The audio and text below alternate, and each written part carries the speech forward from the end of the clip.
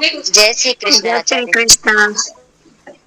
हम लोगों ने अभी तक कल के सत्र में अभी जो कल क्या मतलब पर बीते हुए समय में हम लोगों ने जाना आनंदमय कोश क्या है, स्थूल सूक्ष्म प्रपंच लय स्थान किसे कहते हैं। स्थूल सूक्ष्म प्रपंच लय स्थानम सर्वोपरमत्वात् सुषुप्ति अतः एव स्थूल सूक्ष्म प्रपंच लय स्थानम इति च उच्यते। भाई सारी की सारी चीजें किसी में समाहित हो जाती हैं, विलीन हो जाती हैं, उसी को हमारे यहाँ कहा जाता है स्थूल सूक्ष्म प्रपंच का लय स्थान। स्थूल जगत का और सूक्ष्म जगत का, इसी को कारण कहा गया। ऊपर देखो सबसे पहली पंक्ति आई थी, ईश्वरस्य इयम् अखिल कारणत्वात् कारण शरीरम। भाई ये जो हमने समष्टि ईश्वर नामक समष्टि तत्व को हम जिसे जान रहे हैं, इस समष्टि को जिसे हम पढ़ रहे हैं, समझ रहे हैं यहाँ पे, तो समष्टि के विषय में कहा जा रहा है कि ये जो समष्टि है, अच्छा ये समष्टि का भाव मन में आएगा कि ये समष्टि जो है ये है क्या, तो जगत का कारण है, जगत का कारण है। कारण मीन्स मैंने प्रयोजन, वहां से उत्पन्न हो रहा है, वहां से प्रकट हो रहा है, वहां से उद्भूत हो रहा है, वहां से निकल रहा है। जैसे आग से धुआं निकलता है तो धुआं कारण होता है, वो आग कारण होता है, धुआं कार्य होता है। तो स्थूल कार्य और सूक्ष्म कार्य, ये दो प्रकार के कार्य हो गए। इस सारे के सारे संसार में कितने कार्य हो गए? दो प्रकार के कार्य, स्थूल कार्य और सूक्ष्म कार्य। स्थूल कार्य के बारे में, सूक्ष्म कार्य के बारे में मैंने विस्तार से बताया था, स्थूल क्या सूक्ष्म क्या, जिसमें मैंने पृथ्वी का लक्षण बताते हुए कहा था, तत्र गंधवती पृथ्वी साद्विविधा नित्या अनित्या च, नित्या परमाणु रूपा अनित्या कार्य रूपा, पुनस्त्रिविधा शरीर इंद्रिय विषय भेदात शरीर मश्मदादीनाम इत्यादि का विवेचन वहां पे किया गया था। तो जिस तरीके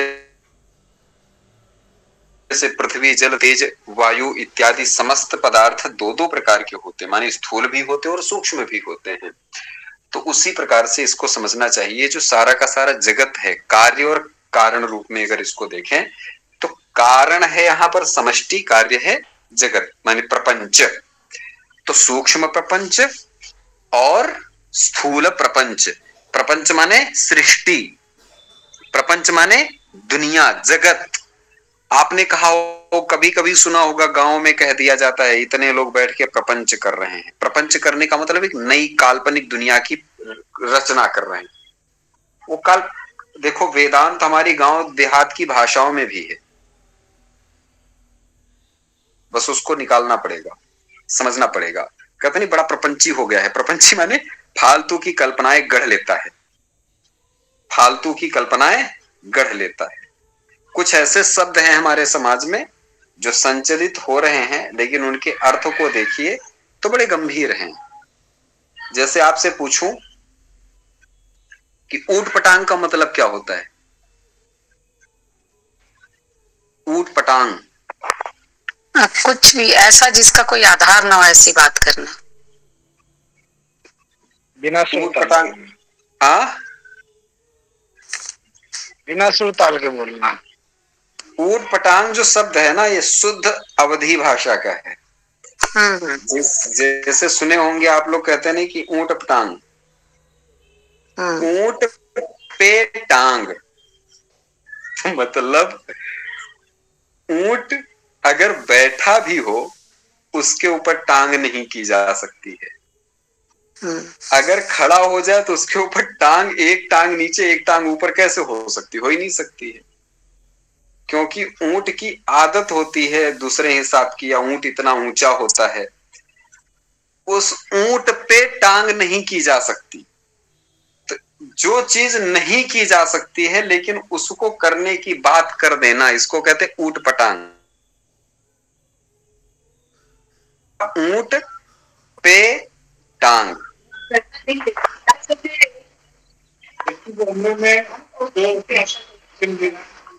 जो आज के टाइम में टफ है,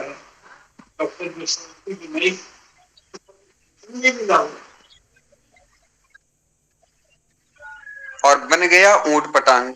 चलिए, तो इस तरीके से हमारे यहाँ जो शब्दावली है गठित होती हैं, उसी तरीके से प्रपंच कहा जाता है। बड़ा प्रपंच कर रहे हैं, प्रपंच कर रहे हैं। प्रपंच माने नई काल्पनिक रचना कर रहे हैं।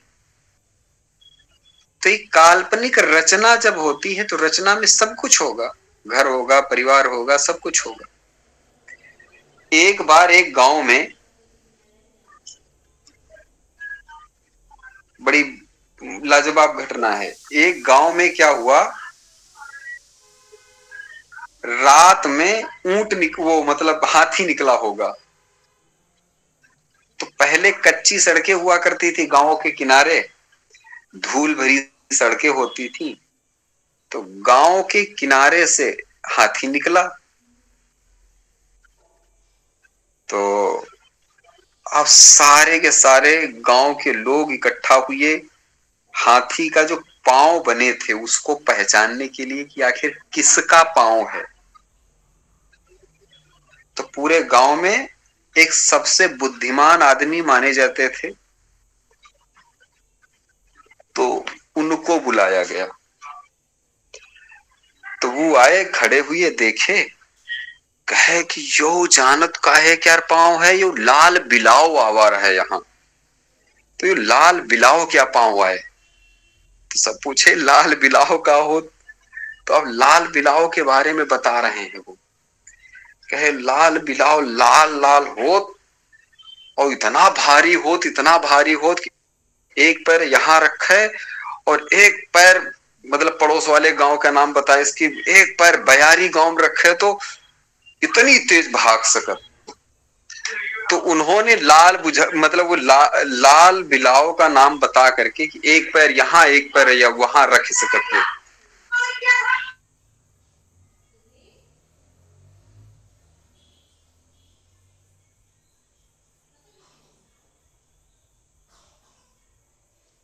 तो भाई लाल बिलाव वो लाल बिलाव के बारे में अब जब बता रहे हैं तो पूरी कल्पना पाएंगे कि खाता क्या है, लाल बिलाव पीता क्या है, सारी बातें बताई उन्होंने।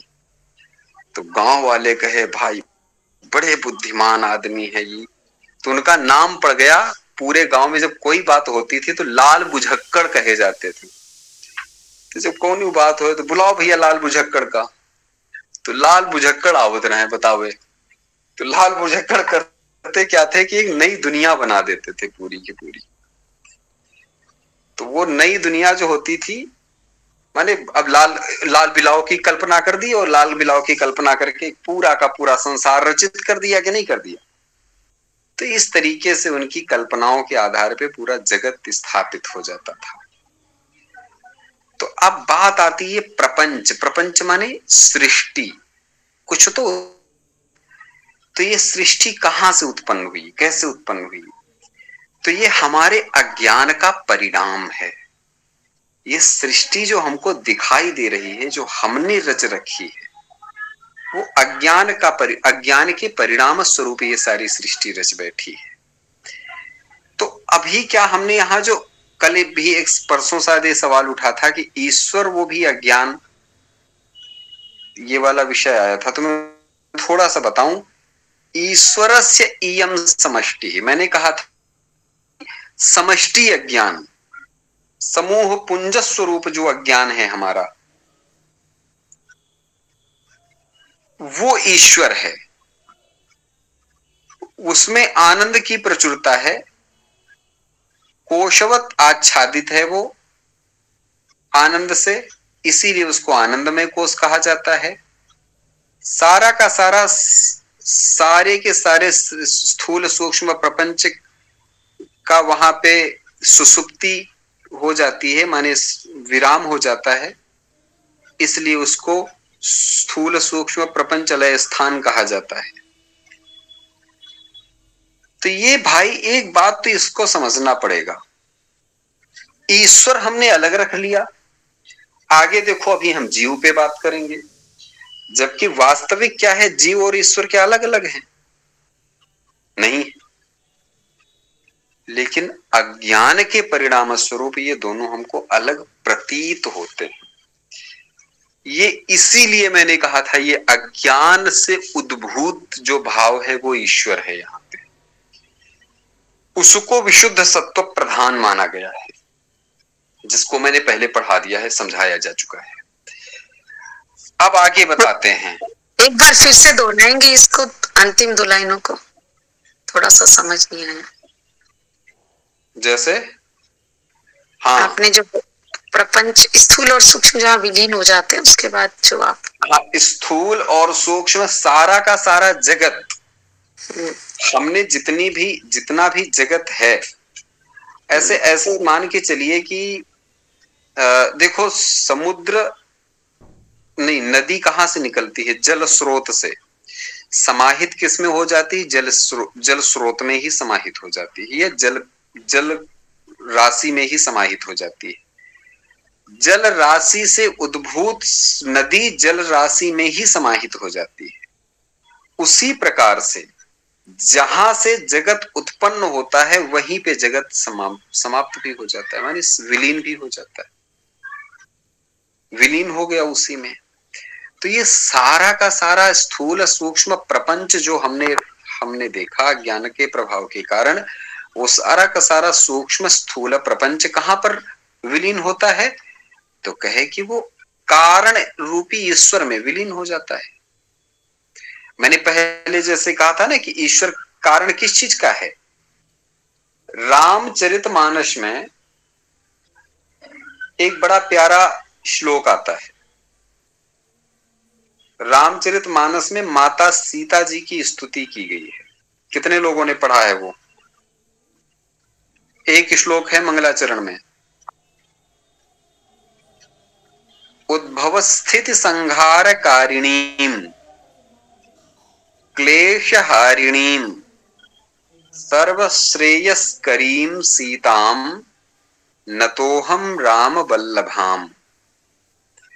यहां पर एक बार बार शब्द आता है, क्या?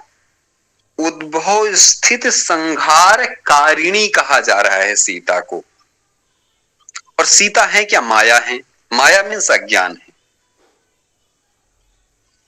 आप सोचो, वो क्या करा रही है? उद्भव माने सृष्टि कराती हैं, स्थिति सृष्टि का पालन कराती हैं, संहार माने सृष्टि का विनाश कराती है। माया मीन्स अज्ञान।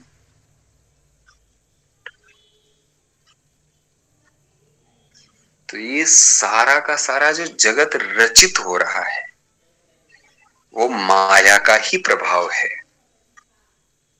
वो अविद्या का ही प्रभाव है, वो अज्ञान का ही प्रभाव है। अब बात क्लियर है? और सारा जगत विलीन उसी में होता है, सारा प्रपंच विलीन उसी में होता है। चलिए अब आगे देखिए। यथा वनस्य व्यष्टि अभिप्रायेण वृक्षाः इति अनेकत्व विपदेशः। अच्छा, पहले मैंने कहा था कि बहुत पेड़ हैं, तो बहुत पेड़ों के समूह को हम क्या बोलेंगे? वन बोलेंगे ना। वन। और उसी वन को एकत्व की दृष्टि से अगर हमें जानना है तो क्या कहेंगे? माने वन शब्द कहने पे अनेक प्रकार के पेड़ों का बोध होता है। पेड़ों का वन कहने से पेड़ों का बोध होता है। वन कहा तो हमारे आंखों के सामने पेड़ पेड़ पेड़ पेड़ दिखाई दे रहे हैं, तो सब पेड़ पेड़ आ गए। तो इन्हीं को अगर हम माने, अभी हमने वन शब्द जो यूज किया था, वन शब्द समष्टि के अभिप्राय से कहा था। जैसे थोड़ी देर के लिए ऐसे समझो, बहुत से छात्र कहीं पर हैं,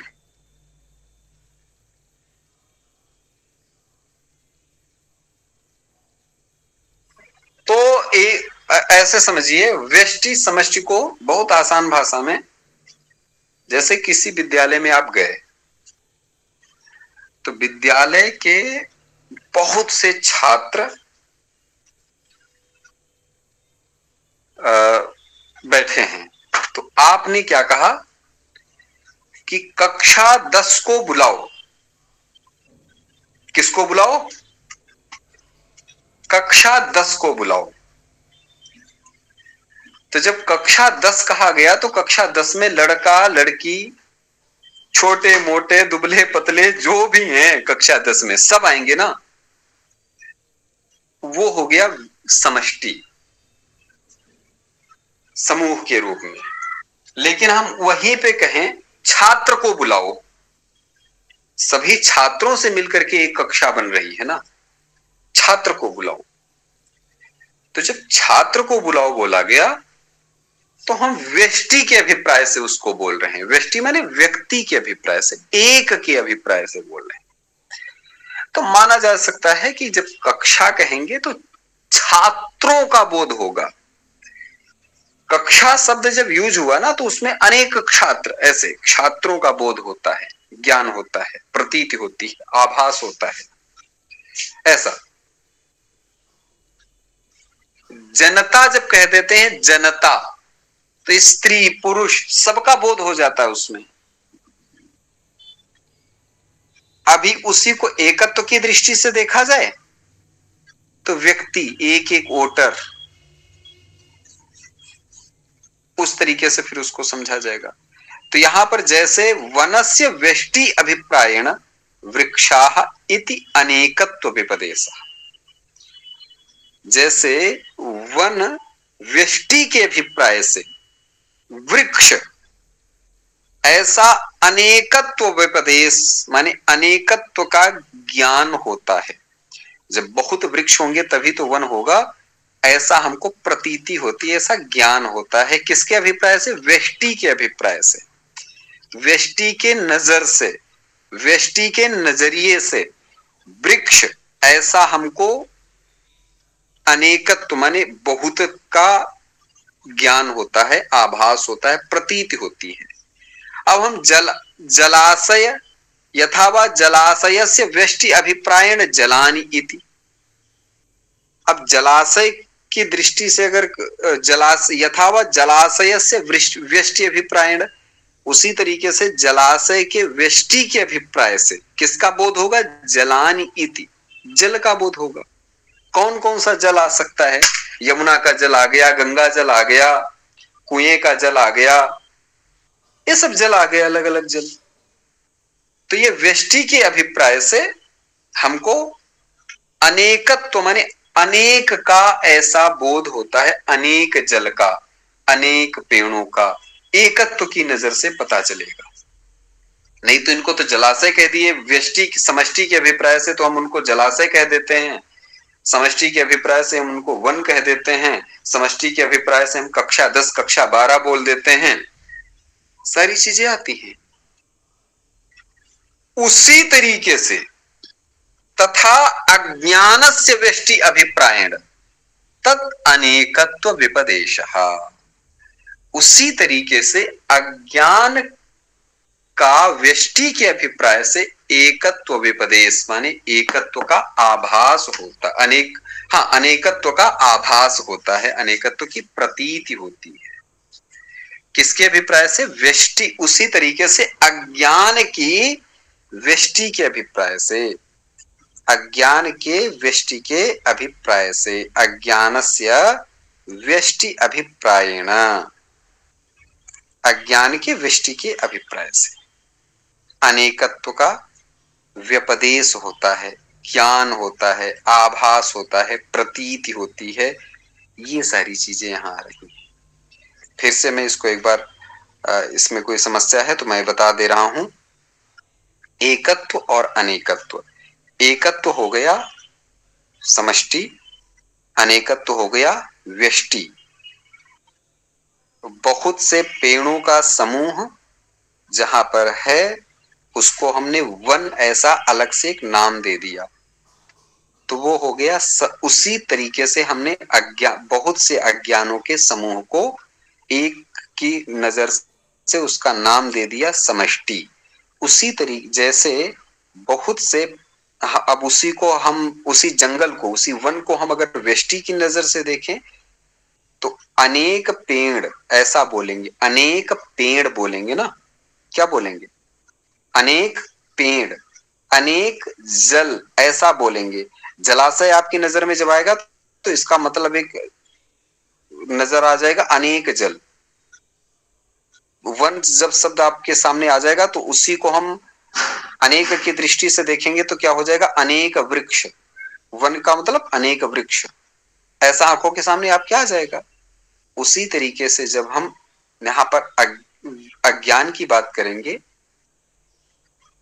तो व्यष्टि अज्ञान मतलब अनेक अज्ञान।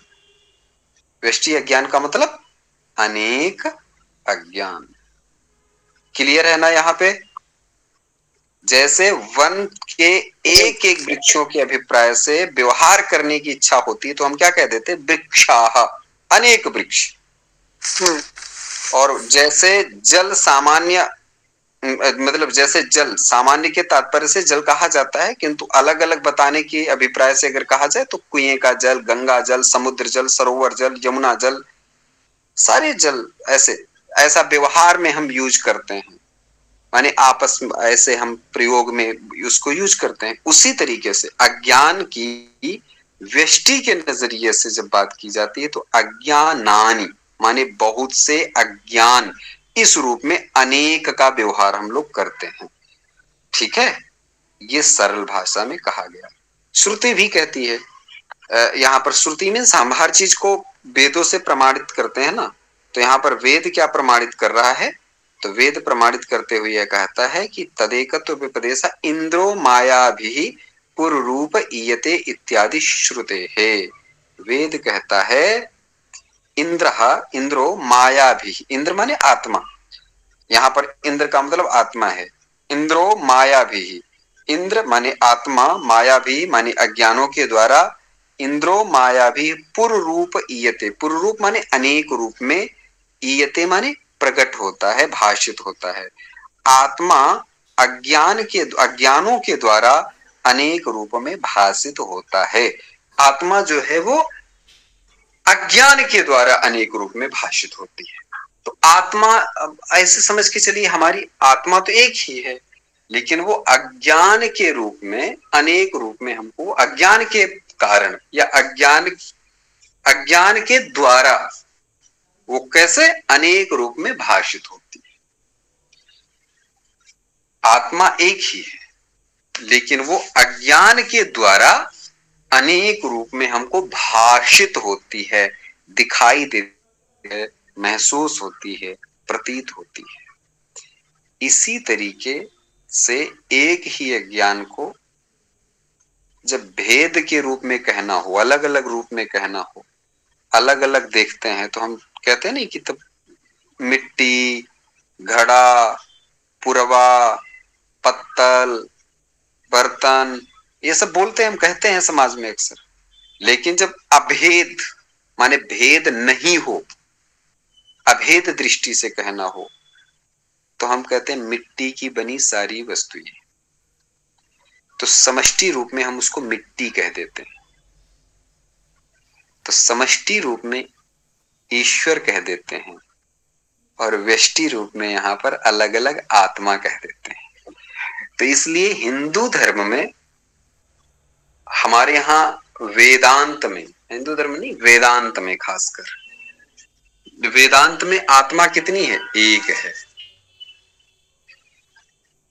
वेदांत आत्मा के एकत्व को स्वीकार करता है, अन्य जगहों का तो अलग अलग है। ठीक है, लेकिन अज्ञान के द्वारा, अज्ञानों के द्वारा, अनेक अज्ञानों के द्वारा हम उसको अलग अलग रूप में केवल महसूस करते, अनुभव में लाते हैं, प्रयोग में लाते हैं। आगे बात समझ में क्लियर है? जी, सबका क्लियर है ना?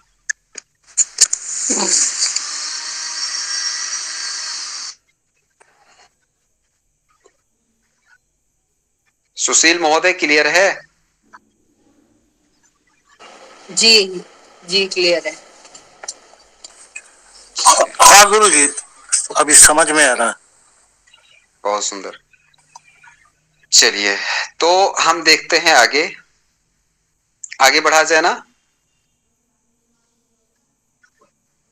मानव जी। हाँ,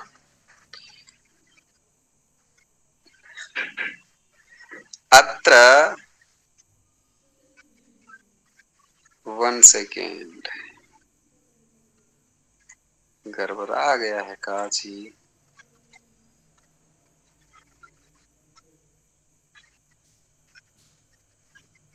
हाँ ना, गड़बड़ायल नहीं है। 1 का चल रहा था। नहीं, वो सही था, इसके बाद वही है। इंद्रो मायाभी पुरुरूप ईयते। ठीक है, चलिए तो आगे इसमें क्या दिया गया है, इंद्रो मायाभी पुरुरूप ईयते अत्र व्यस्त समस्त व्यापित्वेन व्यष्टि समष्टिता व्यपदेश। ये पंक्ति बहुत उसी की है जो हम अभी तक बिंदु बता रहे थे। तो यहां पर अत्र माने यहां, क्या यहां, तो कहते हैं अत्र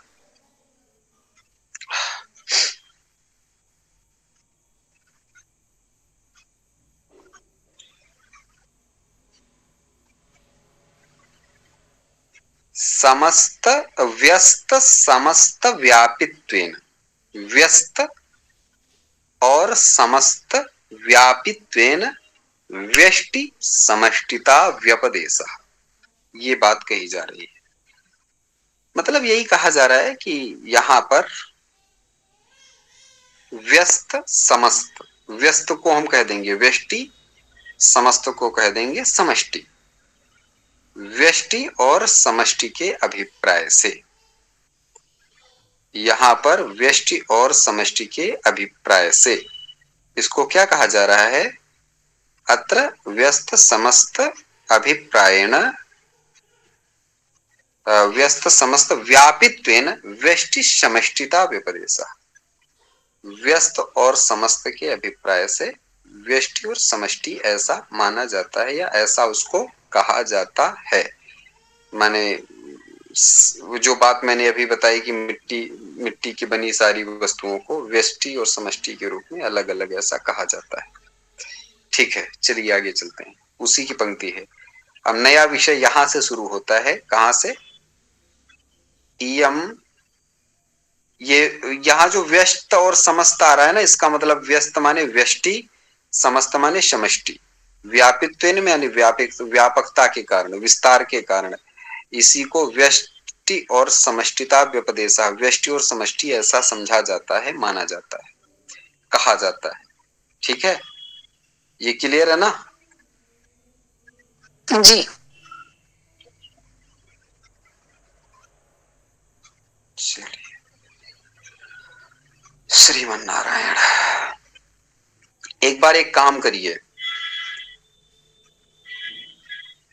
आगे जो प्रकरण आ रहा है, मानो एक छठे पे ही चलिए, छठे पृष्ठ पे ही, ये जो छठा पृष्ठ माने ये अभी 8वां आपने खोल दिया, इसके आगे वाला 7वां है, इसके बाद वाला छठा है। हाँ, इसी को निकालो।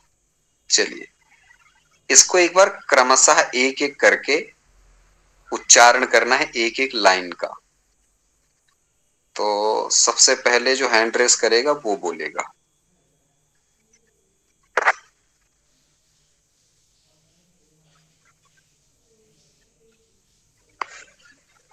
चलो मानो से ही शुरुआत करते हैं, हैंड रेस करने वाले तो लोग नहीं कर रहे हैं। चलिए मानो करिए। नहीं, मैंने किया है। चलिए अच्छा, ठीक है, करिए, आप करिए, शुरुआत करिए। कोशिश करती हूँ, पहली बार पढ़ूंगी इस तरह।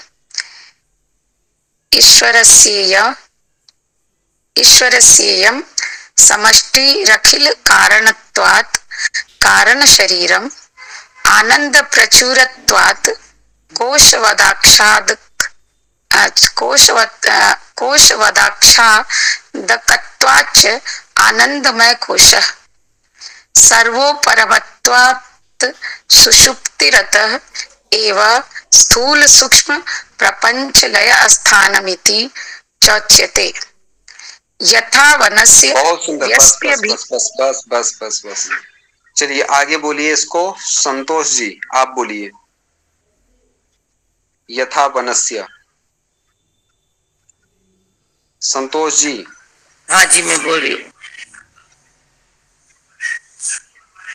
यथा वनस्य व्यस्त्य विप्रायेण वृक्षा इत्येन कत्वभ्य उपदेशो यथा वा जलाशयस्य व्यस्त्यभिप्रायेण जलानीति तथा ज्ञानस्य व्यस्त्यभिप्रायेण तदनेकत्व व्यप्रदेश इंद्रो मायावीर पुरुरूपीयते इत्यादि श्रुते।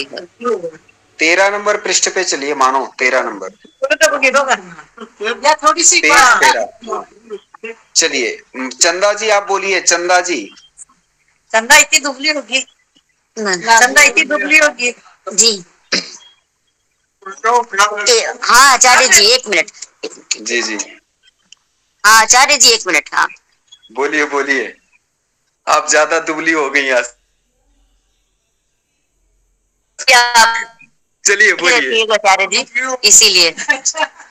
इसीलिए वो लोग आए हुए हैं मेरे पास घर पे, कुछ लोग, इसीलिए थोड़ी सी एक लाइन बोल दीजिए, एक लाइन बोल दीजिए। इसके पैर की हड्डी टूट गई है, प्लास्टर लगा है। चलिए तो ये वेदांत तो फिर के लिए मोक्ष का कारक बनेगा। हाँ मोक्ष का कारक, जी जी आचार्य जी बिल्कुल। चलिए बोलिए। मैं हाँ वो खुल नहीं रहा, वो पढ़ूं कैसे मैं? ऊपर है, जो सामने स्क्रीन में है ना, वही तो देख रही हूँ, नहीं खुल रहा क्या? अरे कुछ कैसे कैसे? चलिए आप थोड़ी देर में पढ़ना, थोड़ी देर बाद। चलिए सुशील जी आप बोलिए, सुशील महोदय। एकदम उतना एक्सपर्ट हम है नहीं। हेलो सुनाई दे रहा ना? बिल्कुल सुनाई दे रहा है। इदम ज्ञानम समष्टि व्यष्टि भी प्रयोना। थोड़ा सा हेल्प कर दीजिए। बहुत बढ़िया बढ़िया बोला आपने, कोई दिक्कत नहीं, बोलते जाइए। एक मने कमिति च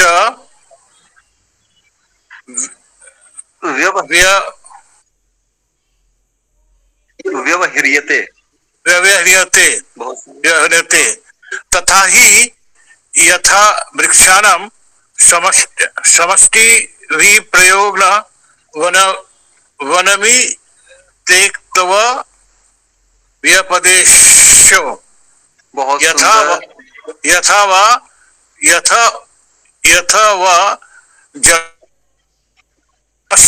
समष्टि भी प्रयोग न जलाशय इति तथा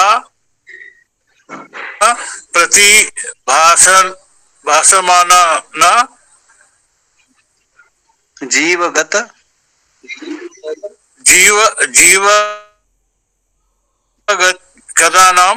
नानाम समष्टि भी प्रयोग ने तदेकत्व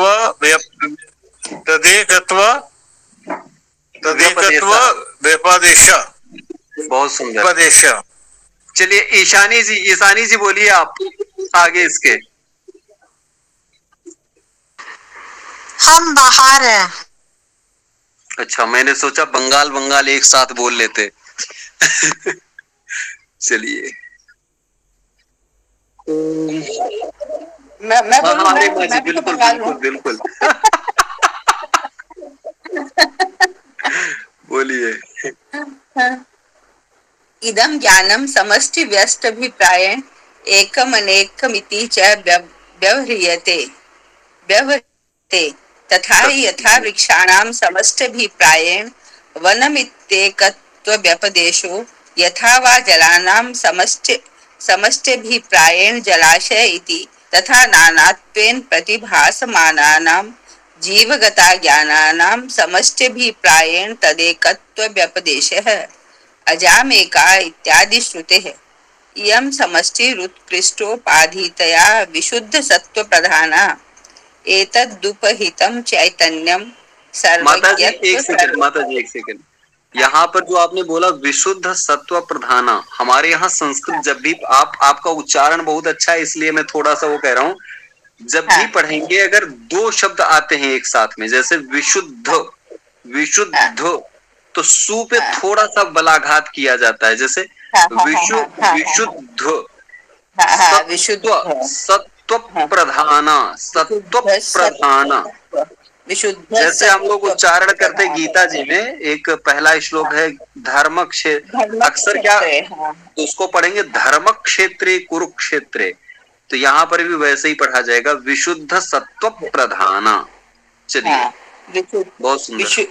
विशुद्ध सत्व प्रधाना एतदुपहितं चैतन्यम सर्वज्ञत्व सर्वेश्वरत्व सर्वनियंत्रित्वादिगुणकम अव्यक्तमन्तर्यामी जलत् कारणमीश्वर इति च व्यपदिश्यते सकला ज्ञानावभासकत्वात् यह सर्वज्ञ सर्वविद इति श्रुते है। बहुत सुंदर। चलिए आगे कौन बोलेगा? अनिरुद्ध जी बोलिए, इसी लाइन को बोल जाइए, इसी को समष्टि व्यष्टि रूपा ज्ञान द्वयम को ही। मानो एक काम करो, 12 नंबर निकाल दो। यशवंत जी ने भी हाथ उठाया है। हाँ 12 निकालिए। यशवंत बोलिए, अध्यारोप को बोलिए। असर्प भूतायाम रज्जौ सर्पारोपवद वस्तूनि अवस्तु आरोपः अध्यारोपः वस्तु सच्चिदानंदात् अनंताद्वयम् ब्रह्म अज्ञानादि सकल जड़ समूह अवस्तु अज्ञानम तु सदभ्याम अनिर्वचनीयम त्रिगुणात्मकम ज्ञान विरोधी भाव रूपम यत् किंचित इति वदन्ति अहमज्ञ इत्यादि अनुभवात् देवात्म शक्ति स्वगुणैर निगुणाम इत्यादि श्रुते है। 11 नंबर पेज। 11 नंबर पेज कौन बोलेंगे? हरिशंकर जी, हरिशंकर जी, अरुणाचल प्रदेश।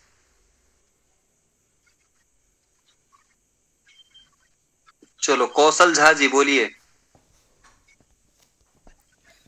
अयम अधिकारी जन्म मरण आदि संसार अनल संतप्तो प्रदीप्त शिरा जलराशि मिवो अपहापाणि श्रोत्रियम ब्रह्मनिष्ठम गुरूप उपसृत्य तम अनुसरति समीपात्पाणि श्रोत्रियम ब्रह्मनिष्ठम इत्यादि श्रुतेः सपर। एक सेकेंड रुको रुको रुको रुको रुको रुको।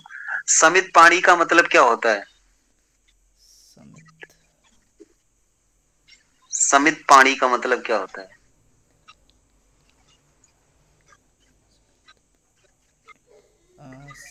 जी का करे छी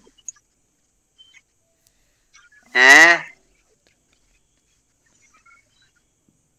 समित पाणी एतस्य अभिप्रायः कः? भवान किं वक्तुम् इच्छति एतस्मिन् विषये? चलो आप लोग सब लोग देखते चलिए, ये जो भी रिवीजन हो रहा है एक बार आपकी आंखों के सामने आ जाएगा कि क्या क्या पढ़ा है हम लोगों ने। चलिए समित पाणी, समित पाणी का मतलब हाथ होता है, समिधा होता है और हाथ में उपहार लेकर जाना, ये था इसका। हाथ में समिधा होना, हाँ ठीक है। समिधा। चलिए आगे आगे बोलिए, आगे बोलिए। क्या नाम? कौशल, आगे बोलो। इत्यादि श्रुते सपरम कृपया अध्यारोप अपवाद न्याय अनेन उपदिशति तस्मै स विद्वान उपसन्नाय प्राह इत्यादि श्रुते है। बहुत सुंदर। आगे चल लो भाई। मानो जी 5 से हम लोग चल जाएं 4 पे। गुरु उपसर्पण प्रकार आके आगे बढ़ जाओ, विषय पे आ जाओ। हाँ चलो भाई, इसको कौन बोल रहा है? इन्होंने, नितेश ने हाथ उठाया था। हाँ नितेश, ये संस्कृत वाले पहले हो जाएं। बोलिए नितेश जी। नितेश जी भैया, जी भैया।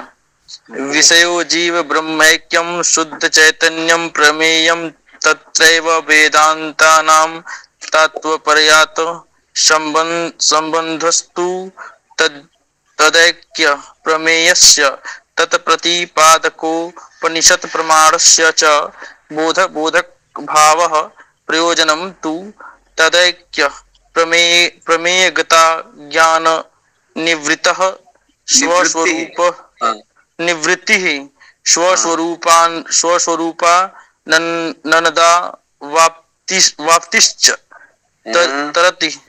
तरति शोक मात्मवित् इत्यादि श्रुतेः ब्रह्म। कहाँ के रहने वाले हो नितेश? गोरखपुर भैया। तो ये जा गड़बड़ा जाता का जी। श्रुते हाँ ब्रह्मविद ब्रह्मैव भवति इत्यादि श्रुतेः।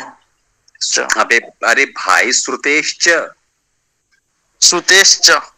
हाँ मातृभाषायाः प्रभावः सर्वत्र न भवेदिति आशे भवतु नाम। चलो भाई 3 नंबर निकालो कंसल जी। आगे कौन हाथ था और मैं बोल देता हूँ। हाँ शिव गणेश बोलो। निगृहीतस्य मनसः श्रवणादौ तदनुगुण विषये च समाधिः समाधानं गुरुप उपदिष्ट वेदांत वाक्येषु। ठीक से बोलो। गुरुपदिष्ट नहीं, रा के पीछे ऐसे समझो, ध्यान से समझो पहले।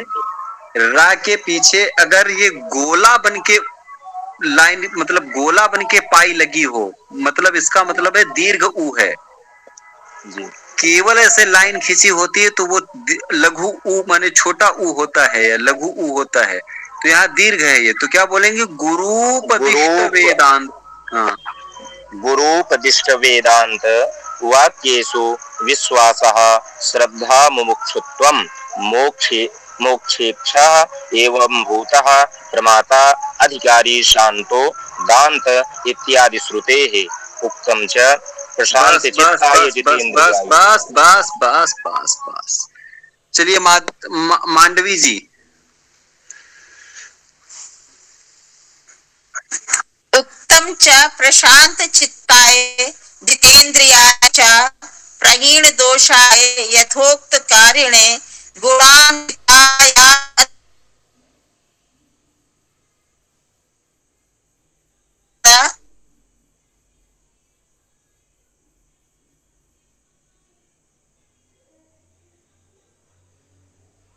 प्रदेय मेतत सकलम मुमुक्षवे। मुझे ही आवाज नहीं आ रही कि सबको नहीं आ रही? उनके नेट की प्रॉब्लम। चलो कोई नहीं। बहुत सुंदर। यहाँ पर थोड़ा सा गड़बड़ी हो गई है। प्रशांत चित्ताय जितेन्द्रियाय च प्रहीण दोषाय यथोक्त कारिणे है। यहाँ पे प्रहीण दोषाय यथोक्त कारिणे लिख गया है, ठीक है।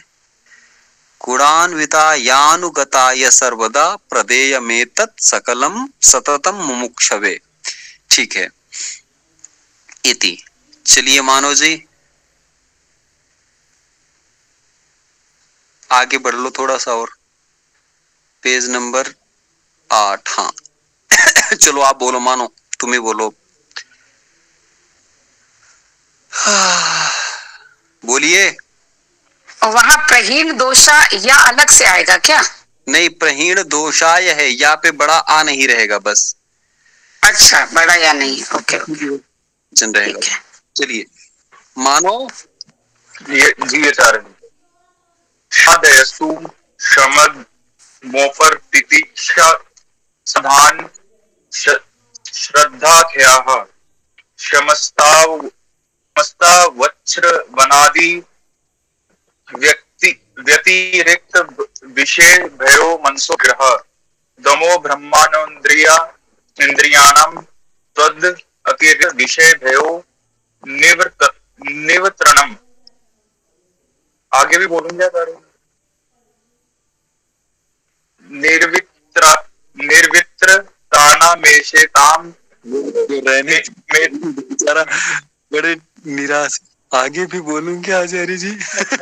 तेषां तद् अतिरिक्ते भय उपरमनं प्रतिह अथवा विहितानां कर्मणां परित्यागः तितिक्षा। मानो रुक जाओ, बस हो गया। और